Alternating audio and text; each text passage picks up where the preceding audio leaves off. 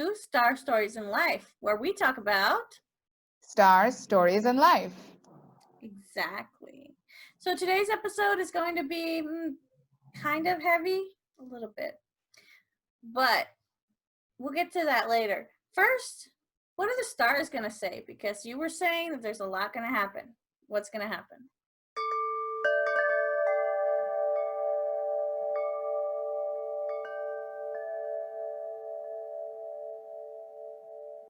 Well, the most interesting thing about June will be the 3 eclipses that's happening. Well, in June, there will be 2, and then in the beginning of July, there's going to be 1 more, but it's in 1 lunar month. That almost hardly ever happens.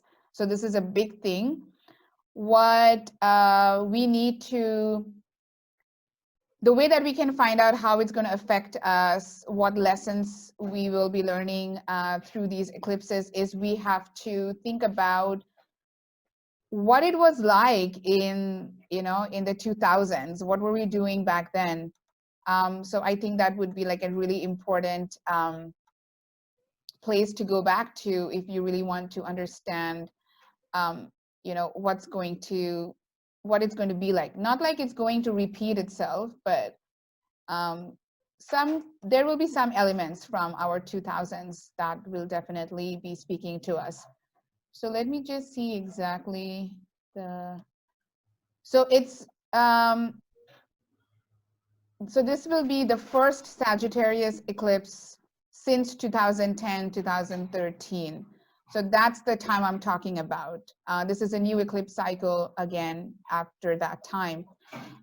So we really need to think where we were at that time from 2010 to 2013. That will really can give us some answers on how we might be feeling, what elements of our life, whether that's personal, relationship, work, that's going to come up again this time. So let me tell you what lunar eclipse I'm talking about. So I'm talking about the June 5th lunar eclipse that's happening next week. So we will focus more on that instead of the whole eclipse thing. The only thing I can tell you about the theme of June is going to be we're going to enter the eclipse gateway with this lunar eclipse with a lot of uncertainty, with a lot of confusion. We'll not be like really sure what's happening because a lot of things are going to change forever, things that we never expected it would. So we will be very confused in the beginning, but at the end of the third eclipse at the end of the eclipse cycle, we will have the answers. We will know what lessons we have to learn. Like there will be some peace from the confusion that will start with the new eclipse cycle starting June 5th with the lunar eclipse in Sagittarius. So what is a lunar eclipse? So a lunar eclipse is just full moon on steroids. So do you remember what a full moon is, Emma? A full moon is like harvest time? Harvest? Right. So things are coming to an end, right? So things that you started in the new moon, those things are kind of like coming to completion, in the full moon. So that's basically the idea. So a lunar eclipse is a jacked up full moon. So it means that they're going to be these completions or end of something that is holding us back, that has been that's something that we've been trying to break free from, but it wasn't happening for some reason. So a lot of ends are going to happen. That's why I was saying it might confuse us a little bit, might shock us a little bit, but that's okay. Because as I said, at the end of the eclipse cycle, we will definitely have our answers, our lessons, and our calm and peace that we've been looking for. This is definitely a good thing. No matter how bad it seems, it's a good thing. I can promise you that. This is something that happens so rarely. And with Venus in retrograde, I feel like it definitely speaks to the themes of relationships. I feel like major relationships are either going to end, and it doesn't necessarily mean like you break up with someone, you know, like an illusion of someone in your partnerships, relationships, friendships. um, that could be coming to an end. You might really know who your friends are. You might really know if you can trust a person or not. So it's not necessarily a breakup and I'm going to cry all month. It's not like necessarily, end can mean anything. And remember that what eclipses do is that it makes way for positive things. So to make way for positive things, it needs to get rid of the weeds. It needs to uproot these things that are holding you back. So yes, ripping off a Band-Aid hurts, but it's good for you, you know? So yeah, look at it like that. It's like gateway to new lessons, new starts, new beginnings. And for that, the negative things have to end. I don't really want to say negative. Let's say things that don't serve us anymore, they need to end. Maybe they served us positively all this while. It doesn't have to be negative, you know? But it's over. It's done. Their contribution, their purpose is done. It's over. And it's time for a new chapter. So new chapters are usually painful, but that's a part of life. That's something that happens rarely. And I just think that it's such a huge, huge blessing for us as humanity. And I feel like this will definitely also speak to what's happening in the world right now. I don't really want to go into the details, but I don't know if you've already noticed this, but the third eclipse is right around the date of American Independence Day, yeah. July 4th. So that is very, very significant for Americans, for sure. But we'll not go into that. I can just say that it's going to be interesting. So keep an eye out on that. Let's see how American politics and just American culture just, you know, comes out of this in a very significant way, definitely. A lot of things are going to happen to that country this year and next year. And this is just the beginning. Oh, sure. So personally, I would say look forward to this. I'm personally really looking forward to the eclipse cycle. I want to see how it affects everything, my personal life, my friends, especially if you're a Gemini rising or you have Gemini, I wouldn't say placements, but like you have a Gemini rising, Gemini moon, or Gemini, I don't know, Venus or stuff like that, I would say this is definitely very, very significant for you. So good luck. Good luck. I mean, that's all I can say. Okay, so let's see.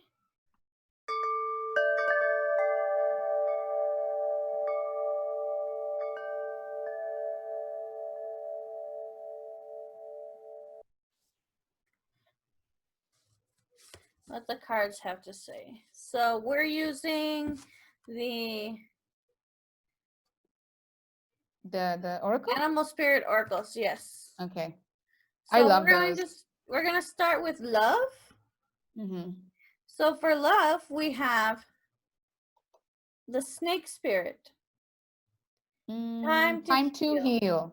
Wow. Yes. So remember how we've been reading all of these Twitter threads on these all of these Reddit posts of people just having awful things happening to their relationships right now, and that includes family, that includes romantic, that includes work. It cut us off. So last thing I heard was Reddit relationships. Yes, so all of these relationships that are having like big reveals right now of the type of person that you've been in a relationship with. And these are all kinds of relationships, families, romantic, work relationships. So we're starting to see people for what they really are because of what's going on right now in the world. So now that we've felt our feelings, it's time to heal. Time to take time for yourself and be like, okay, I know this now. What am I going to do about it? Yeah. So a lot of, like, I can see, if you notice, like with all the retrogrades and the eclipse cycle starting in June, it seems like everything is indicating towards going inside of us, you know, like really getting in touch with our intuition, our inner child, our subconscious. A lot of self-reflecting. All right, this is a good time. Yes, it's very interesting. So we have finances. We have the Rhino spirit. What is it? Overcome any obstacle. Okay. Overcome any obstacle. So we're getting back on our feet now financially. I know a lot of places in the US are opening up, so people are going back to work. I don't know if I'm going to go back to the work office anytime soon, but a lot of people are going back to their offices and stuff like that. So they're going to start generating your income again. And we have the tools now and the safety precautions necessary to actually make sure that we get through this global chaotic event that we're going through. So, health, speaking of, we have the Porcupine spirit. Time for beginner mind. Yes, time for beginner mind. So we have to go back to, like, I don't want to say it like this, but it kind of, it's saying it like this to me. You have to go back to the way that the innocence of childhood, where you're like, you wash your hands like this because that's just how you do it, right? Yeah. You know, we don't have to go so complex, because remember Mark told us that the indications are you get home, you take off your shoes, you wash your shoes with bleach, you wash your clothes, you take a shower, you wash your hands, and it's like, okay, if you have an immune compromised person at home, yes, you know, do all of that. You're probably doing all of that anyway, because, you know, any disease is going to impact them negatively. But for yourself, if you're a decently healthy human being, you know, just wash your hands, wear a mask for the next couple of weeks, months, however much long it's going to be, and just keep your distance from people.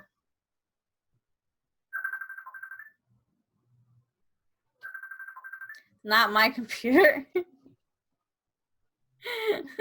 Okay, I was like, is that your phone? So this card kept showing up the whole time that I was shuffling. So I feel like this is the pandemic card, as we've been pulling every single time. We have the dragonfly spirit. Truth transcends illusion. Yes. We have to listen to the truth. Like, people are starting to see it now, not just with the health crisis. We're seeing things probably a lot more clearly because we're not distracted by work right now. That's what I'm thinking. Right now we don't have as many distractions, so we're starting to see things differently, especially the younger generation of us. And we're starting to be like, you know what, none of this is okay. Now, hopefully, just because we have the truth, we gotta do something with it, right?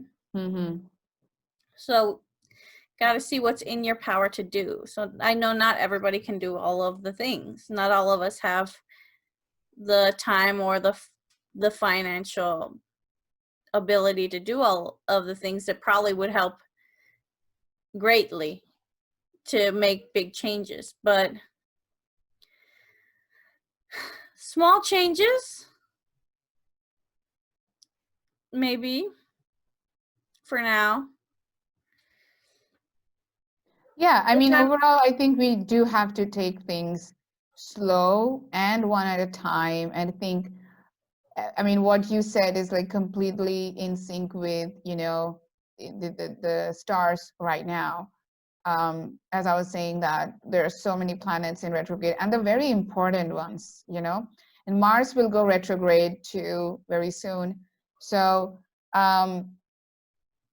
when planets go retrograde, it's not a bad thing. I know that there's a lot of, as I said before, bad rep with retrogrades, but it's always this pause moments, and we do need pause moments. You know, we can't be like running at full speed all the time. We need these bumpers to slow down a bit, and check if we are putting others in danger, if we're putting ourselves in danger by going at full speed. So I think retrogrades are very important in the universe, in the stars, in our lives, in astrology, to really, really take that necessary break that probably life wasn't giving us before, or we were not giving it to ourselves.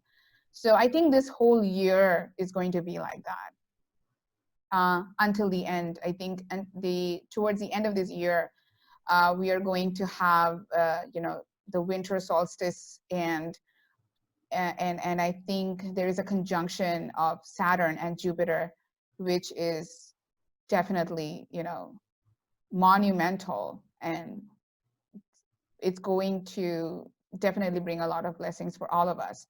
So until then, it's going to be these retrograde, these eclipses, and they're all good. They're all preparing us for this blessing that's coming towards the end of the year, towards a change of towards a change of an era. Like we're literally going to enter a new era, the age of Aquarius. And all the astrologers are talking about it. They have been talking about it for decades, and it's going to happen in a couple of years. I don't really remember exactly which year. I don't know if it's like 2023, 24, around that time. So Pluto is now in Capricorn, as we all know, is retrograde in Capricorn. And in a couple of years, it's going to move into Aquarius. That's when officially the age of Aquarius will start.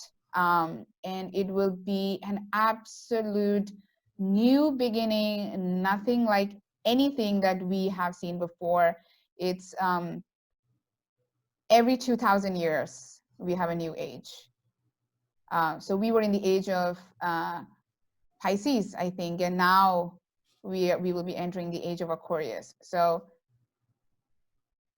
we are all like, whatever is happening right now, planetary placements, whatever is happening in our lives right now, they're all in preparation to that moment, to that age. I don't know if you've heard, but people say that Jesus was born under a Jupiter and Saturn conjunct. And that is happening this December.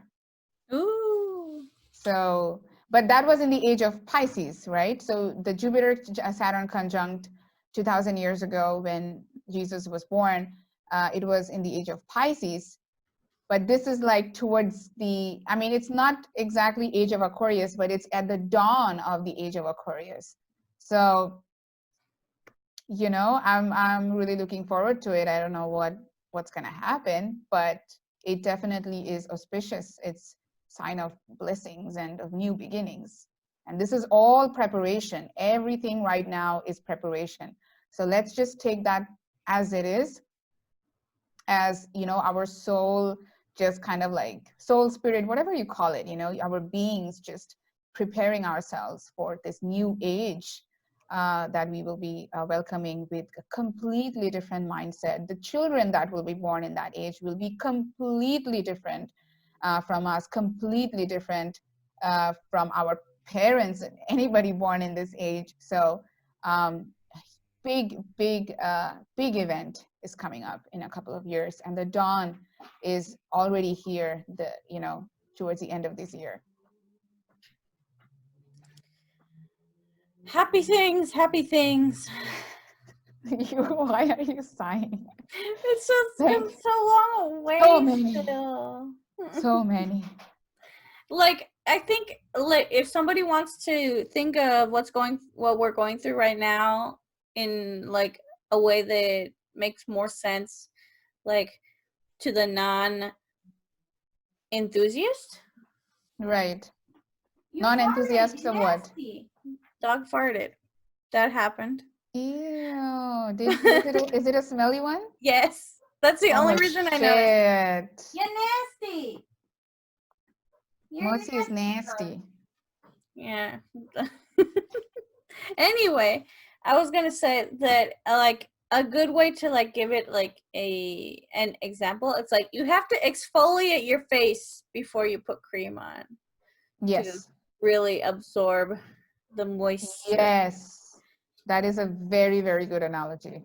Yeah, because right now we're just at the point of deep exfoliation. So it kind of hurts. You're gonna feel a little raw, but. And I would say the end of this year is like putting toner on your skin. It's going to close all nice the pores. tight. Yeah. Yes, that's how I've only put there. toner on my skin once. It was weird. Yeah, I cannot use, I mean, toners usually have alcohol. That's why it has that effect, that drying, like, tightening effect. So it's not good for your skin, I think. Yeah, you're not supposed to use it a lot. Yeah. So because I have an oily T-zone, so I use a non-alcohol toner. It's pretty good. It doesn't hurt at all, and it's pretty nice. And it's been closing my pores very slowly, but it's working. It's good. It's good. So yeah, that's a great analogy. That's exactly what's happening. Deep exfoliation. Deep exfoliation. Taking out the pimples. Yeah, and the you're blackheads squeezing out and the all of the whiteheads. pimples, Yes. just getting them all out. It hurts, but Yes. beauty, it's worth it. Yes, beauty of the soul, beauty of the face requires deep exfoliation. The massage is coming. Yes, yes, it is definitely coming. Saturn is in Aquarius, which also actually marks big changes in technology, innovation.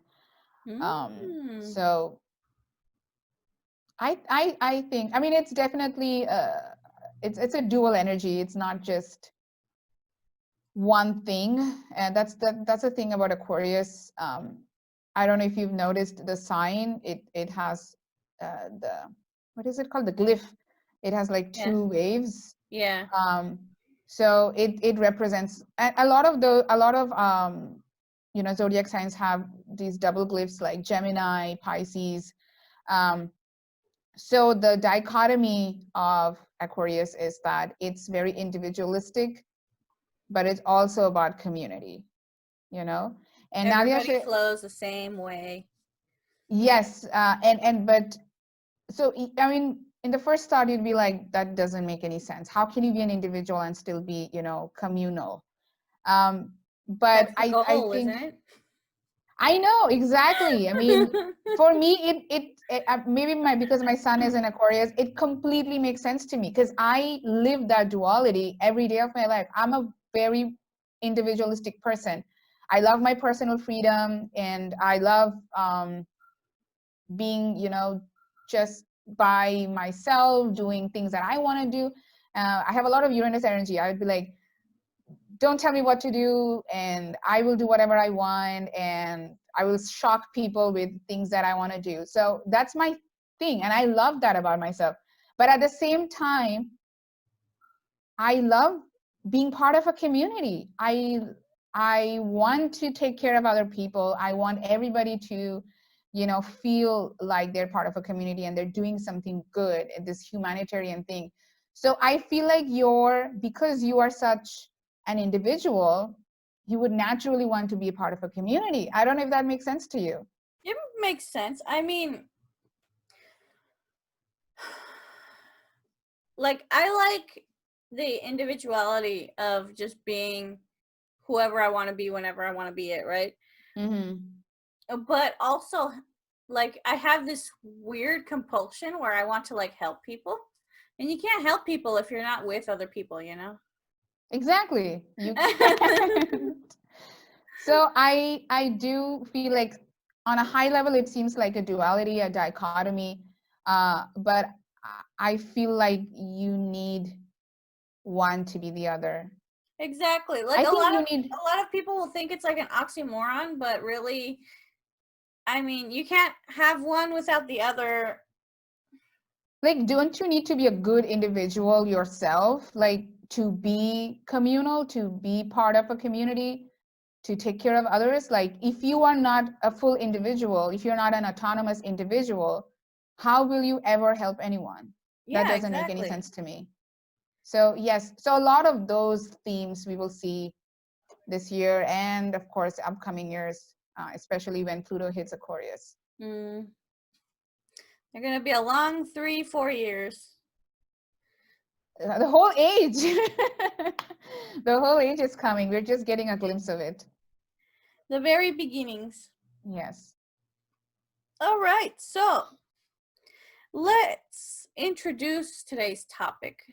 So today we're going to be talking about gaslighting. And we're going to be talking about this because the idea came to me while I was watching old episodes of bad reality TV from the early 2000s. And I was like,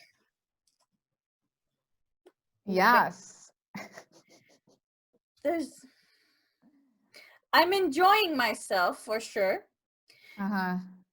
But there's something wrong.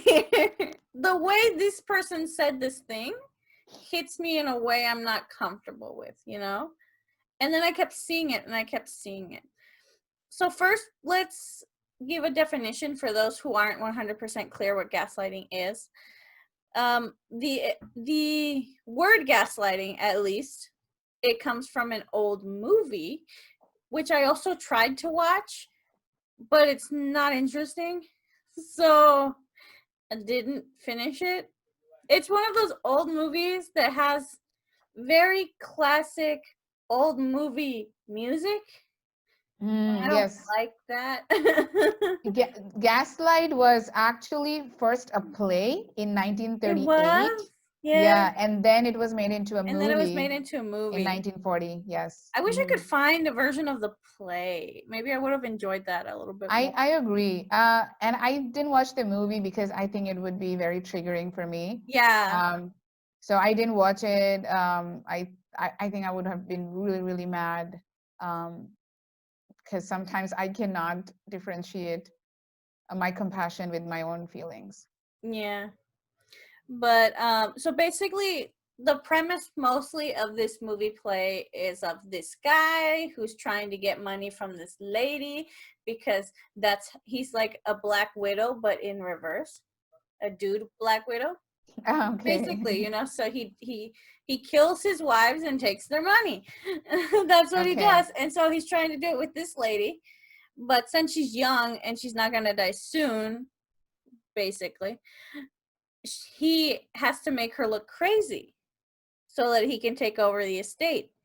So he's doing all these things in the house, and telling her, you're not really seeing things, you're crazy, these aren't happening. And so throughout the movie she's like, maybe I am crazy, no one else is seeing it. Until like one day a cop just so happens to be hanging out at the house, you know, as cops do. And he also sees the flickering light and he's like, hey, the gas light is flickering. And she's like, you see it too? I'm not crazy. And then the climax happens and all that. Yeah. So that's basically the idea of the movie. And because that movie basically encapsulates the idea of this phenomena, they called it gaslighting. Yes. When somebody makes you question your reality. Exactly. They make you question your reality. So we're not just talking about in ways like, oh no, we're actually in the Matrix and that kind of stuff. No, that's just people being crazy. But I mean, I don't even know, if we maybe they're are, not. what are Who we gonna knows? do about it? You know, what are we gonna Yeah, do about it? Just enjoy it. exactly. Just live. Just If you're live in in the the Matrix. Matrix, enjoy it. Find the glitches, have fun. Yeah. But basically it's someone who is close to you, because they have to be close to you to do it in one way or another, is making you doubt your own mind Mm-hmm. and your own senses. So a really simple thing would be like, let's see, there's a cookie on the table, right? And I've noticed this cookie, there's a cookie there. And then I say, hey, is that your cookie or can I have it? And then you're like, there's no cookie there. It's Fucked very up, like out dude. there, but I'm trying to make it very obvious. Yeah. Like, there's no cookie. And I'm like, but there's a cookie there. I can see it. I can smell it. And you're like, I don't smell anything. You're probably having a stroke. That kind of stuff. So it's that Yeah. kind of like basically invalidating everything that you're saying, even though your eyes and your nose and like you're seeing the cookie, but the other person is making you doubt that you saw the cookie. Mm-hmm. It'd be like if you're like, and then you turn around and the cookie's gone. Like they took the cookie, and you're like, was the cookie never there? Yeah. Did I imagine the cookie? So it's that kind of an extreme example, but Yeah, makes sense. Completely makes sense. I wouldn't doubt it if something like that happened to somebody. That'd be awful. But anyway, what does this have to do with early 2000s reality shows? A lot, apparently, a lot. The one that really like hit me was America's Next Top Model. Mm-hmm. And in seeing this, I fell down the YouTube rabbit hole so far. And I saw so many more instances that I didn't even notice in the time that I was watching it, like this time. Things that I just brushed off, like, that's just the way reality shows are. And, Mm-hmm. it's normal, right? And it shouldn't be. So that's why I was like, we should talk about how these reality shows are basically normalizing gaslighting and this type of mental and emotional abuse. Mm-hmm. Because that's what it is. To grab an example, I think would have to be you probably saw it in the snips that I like sent you, Mm-hmm. of the African American girl who they were telling her that she was being too ethnic. And then when she was trying to defend her ethnicity That was because, so bad. when, like, as a Mexican, I'm not going to tell you that Taco Bell is real Mexican food. It's not. And it's not. It's Americanized Mexican food. Mm-hmm. It's good, though, in its own way. Yeah, it's pretty Tex-Mex. Yeah, it's Tex-Mex. Sometimes you just want ground beef and not chewy beef, just the way it is. And if you were to say that I was disrespecting Taco Bell because they try so hard and they worked so hard to make that taco, like, what?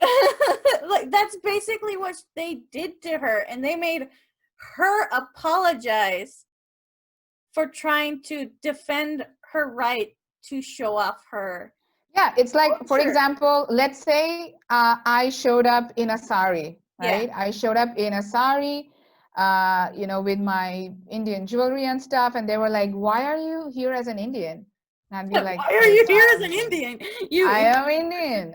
That's who I am. That's my culture. That's No, where this I is was true. born. You don't look like one of us. You don't look like one of us skinny bitches. So yeah, it's too much. You have superiority complex. It's not marketable. Oh yes. They It's threw that not, around so much. I was just it's not marketable. not You have superiority marketable. complex. What? They called a really skinny person a full-size model. Oh yeah, the plus sized The model. plus size model, sorry. She's I like was like, just as skinny as she's you. really skinny though. Isn't she She's skinnier than really you? I think skinny. she's. Yeah, she's probably as skinny as me. And I was like, Yeah, what, I am like a plus size model? Like, I what? know. Like, I remember back then, like to be a supermodel, you had to like, they had to see bone, basically. That's how skinny Ew. you had to be.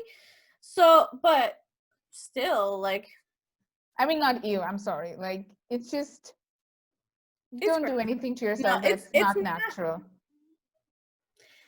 that is neither healthy nor mentally healthy, you know? I mean, if let's, there are certain disorders where Yeah, where you end up that way you because can't gain weight. You yeah, that's cannot gain weight, and that's, that it's a it's very difficult for people who have that. So I would say that if you are, so they want to gain weight, right? They want to be at a healthy body weight. So, but they're trying their best, and it's a disorder that they have. But there are people who are trying to have that disorder. I mean, it just doesn't make sense to me, no, it doesn't. No. I mean,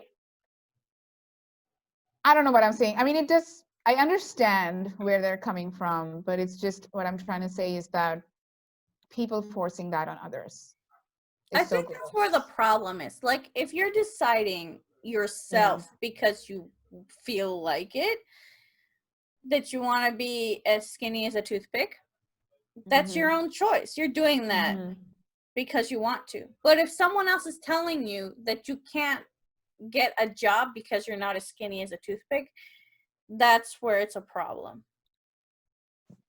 Like, that's where it's not Like, you are not beautiful enough if you're not skinny as a toothpick. exactly. Or you're not worthy if you're not Exactly. skinny. You're not worthy if you are fat, or you're not worthy if you look like this, or if you don't look like that. It's really, really toxic. It And really is. I mean, maybe this doesn't fit the definition of gaslighting, but in a way, it's like denying your reality of beauty, you know? Yeah. Because if you thought that you were heck, you just thought you were okay, you know, a little bit of makeup, you know, fix my hair, then I'm Yeah. beautiful. But Mm-hmm. then they're like, "Oh, you know, your nose should be Yeah. or you need to go and get really expensive eyeball surgery because glasses aren't attractive." That kind of stuff. Like things that were okay when you went through the auditions are suddenly not okay, because I was seeing a lot of that from like there was one video, I don't think I sent it to you, but there was this girl who went and did auditions for America's Next Top Model, and she almost got onto the show, but she decided not to be on the show. She said that she went through all of the process. They were saying, you know, you look great, you would fit and all the stuff. But when it got to the time where she was going to like fill out all the paperwork and do all of the things, basically like they were in the last interviews, they were trying to make her the bitch on the show. You know how every season has like the bitch? Yeah. So they wanted her to be that season's bitch. And she Mm. didn't want to do that. She was like, this is not the kind of person I am, you know? Like, no prize is worth completely destroying my reputation over. And so she didn't do it, but she said that she, I'm not sure if she said that she knew some of the people who actually did get in and how everything that they were told was reversed when they were finally on the show and stuff like that, especially during those, like the makeover episodes. Like that was almost never fun. Yeah, and I can tell you from some personal experience that reality shows are not reality. Of course They not. are not real. Everything is, everything has a particular structure. So every reality show has its own structure, okay, that is decided by the producer. And according to that structure, they would look for candidates that fit them, and or they would groom candidates in such a way that they perform like that particular character that they have in mind. They may not be that person, but it doesn't matter. They're doing it for TV. So reality TV is not reality TV. It's fake. It's not fake, sorry. I would call it like shock TV. Yes. So you know this this phenomenon phenomena Phenomena. this phenomenon is not just in reality TV. So the concept I'm trying to explain is, I can't remember the name of the concept, but I'm going to explain it. So the concept is that you know as the audience that this is fake. However, you participate in it emotionally. It doesn't matter. For example, WWE.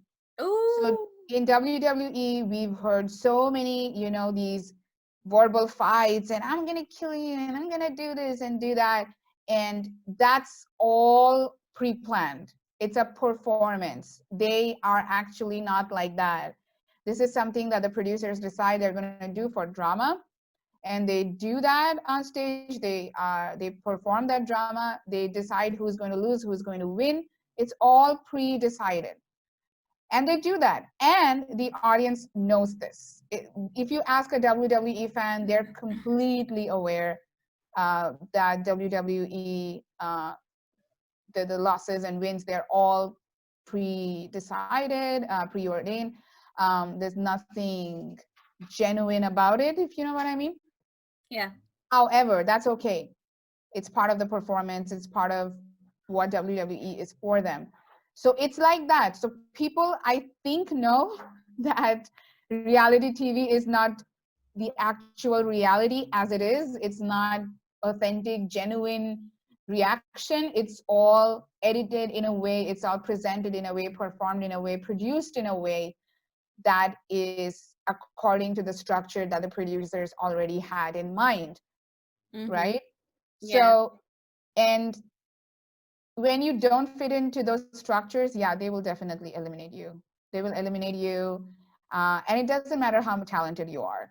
So whether you are on America's Next Top Model, Next top uh, model. so whether you're on these are talent shows, right? America's Next Yeah. Top Model, American Idol, Ooh. Voice, what else? I mean, so many of them, right? Like dance reality shows. Each and every one of them, if you see these, you know, people who get these chances and people who move forward in the competition, it's because of some particular structure that they fulfill. There's a role that they fulfill that advances the TRP of the show, the quality of the show, the viewership of the show, and that's why they're there. It has nothing to do with talent, nothing at all. And as you might have already seen in the, you know, the video where we watched uh, which another, this is this gay talk show host who was interviewing one of these models from America's Next Top Model, and she said that that reality show did nothing for her when it comes to her Yeah. modeling career. So it was her Instagram that did it, but it was not that show at all. So that just goes to prove my point and my personal experience that reality shows have nothing to do with um, with talent. And how my personal experience, I didn't really name any of the shows because I don't want you guys to go and look me up. But I will say that it was, I'll say what kind of show it was. It was a show where people were looking for different kinds of hosts. So, you know, video jockeys, Mm-hmm.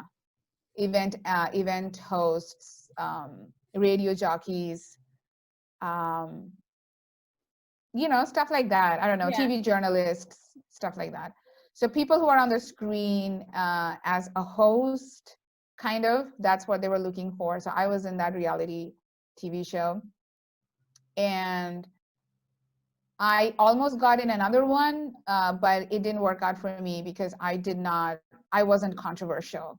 I wasn't, creating drama and fighting with other people or getting into a fist fight with the other hot girl, because I don't know if it was a producer, but one of the people in the crew, they told me that they really liked my attitude and personality, but I need to be more feisty.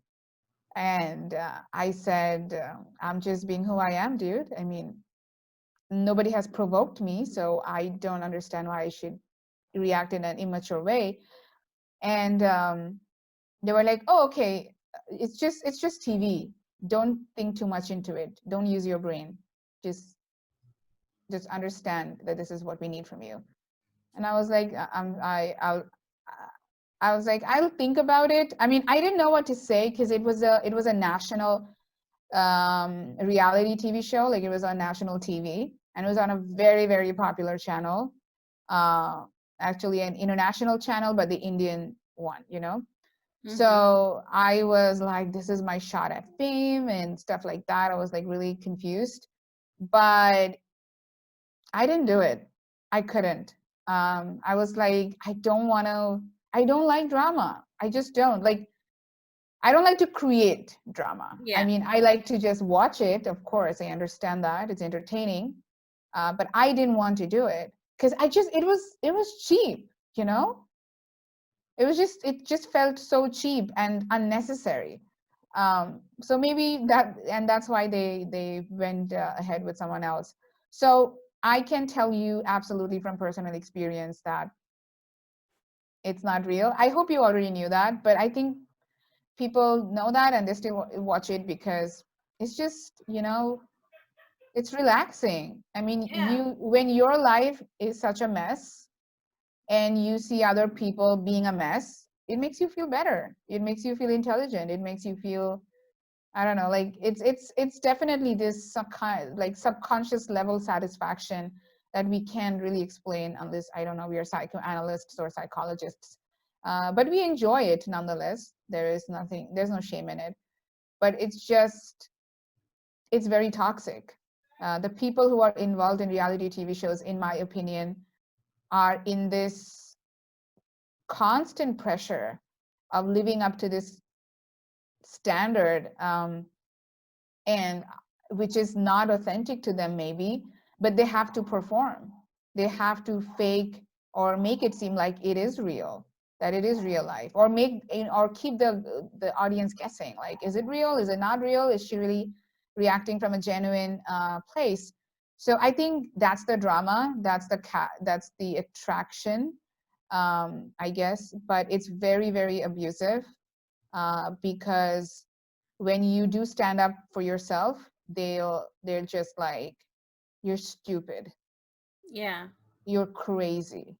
So it's not like they denied my reality, but they made me feel stupid, and I wasn't stupid. I mean, isn't that denying your reality? Yeah, sort of, right? Like, they were insulting my intelligence, Yeah. because it's like, and a lot of people told me, like, I let go of this huge opportunity to come on national television, get my, I don't know, 15 seconds of fame. I just couldn't do it. It was so stupid. And I'm not blaming anybody who did. It's just they're a different person. Um, and they did what they thought was right, which is fine. There are different kinds of performances, but I just, like, you didn't have to tell me that I was stupid.